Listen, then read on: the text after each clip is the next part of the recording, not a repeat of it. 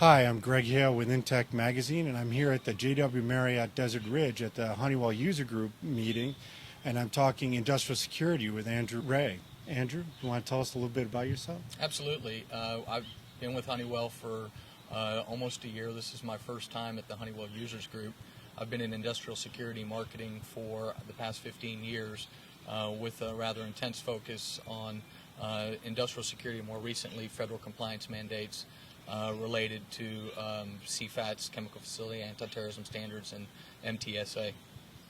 Andrew, cybersecurity keeps growing. The concept still is growing out there. Is it becoming more top of mind with users? Absolutely. I mean, this is headline front page issues we hear about every day. Particularly our users who are moving their systems to a more convergent platform, taking disparate systems, analog systems, and bringing them together to live on a single IT platform. Enhances the need for those customers to make considerations regarding how porous their networks are, who has access to them. It goes beyond firewalls. This is an open society, so cybersecurity certainly is some of the things that are on the top of their mind on a daily basis. Do you find that security and safety are becoming more closely intertwined? They absolutely are. They're a complement to one another. It's natural that when you talk about safety in the same context, you're also talking about security. Security adds additional domain awareness to a safety program. So yes, that those two are intertwined. Project safety, process security. Do users today know enough about what a cybersecurity problem is? Do they know the right questions to ask? That's a good question. You know, we are historically a reactive society, so this is about being proactive, and I think some of our customers are becoming more aware of the challenges with implementing a complete security solution, including cybersecurity. So they are becoming more savvy. Everyone has computers today. Everyone uses cell phones, and we realize that we have access to a multitude of networks just with our own devices on a daily basis, and that knowledge itself serves as sort of a platform for our customers to have a better base or knowledge base from which to ask questions. And okay, the cybersecurity also ends up being more of a mindset change. Do you find that users are jumping at the chance to change the way they do their processes, or is that kind of a tough go? Well, there are a couple of issues at hand here. I mean, customers are looking for a return on investment.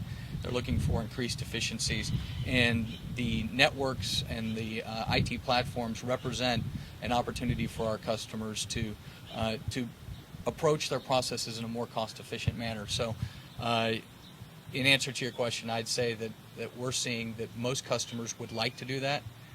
There is a lot of legacy systems that are installed right now, so it does represent a substantial cost for some customers to change over. But yes, I think new purchases, new systems are being designed to live on the IT networks. And speaking of IT, does the IT department, do they own cybersecurity on the plant floor, or are they the two organizations, the plant floor and IT, are they kind of working together on this? We're seeing a fundamental shift in who the decision makers are regarding security, and when more and more systems are being cut over or converged to live on the IT network, it's ultimately a responsibility of the IT manager, the CIO, to ensure that those systems are the appropriate enhancement to their overall IT platform. So yes, these folks are starting to take an increased role in making decisions, not just regarding converged security products, IT products, but also physical security products. Mm-hmm. Mm-hmm.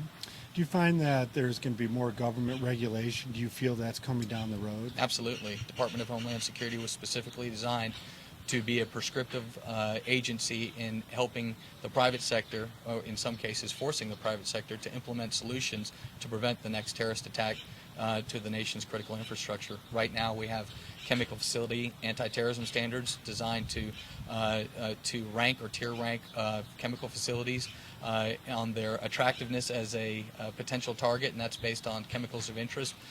So those are being regulated. Solutions have to be implemented to address those and protect them. MTSA, port security. There are 17 sectors within the Department of Homeland Security. These are critical infrastructure areas within this nation. So ports, dams, waterways, food, banking system, any place where we can suffer potential terrorism is going to be addressed with federal regulations.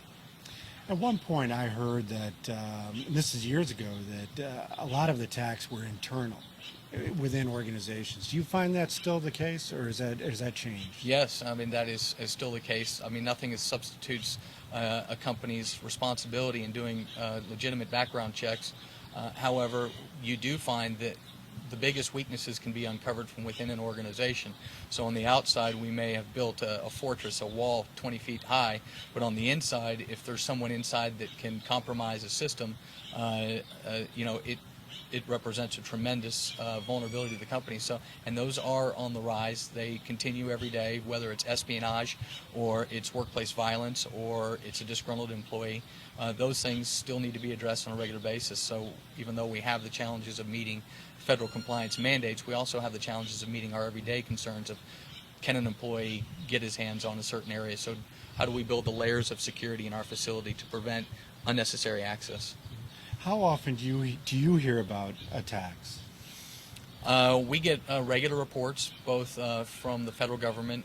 We're obviously plugged into many associations, so we get some association reports as well. Most of them are confidential reports, but I wouldn't say that I've seen necessarily seen an increase in the number of attacks, but we're starting to better recognize behavior modes, and so a lot of these attacks are stopped in the early stages, and they represent a new layer of security for that company when they address it.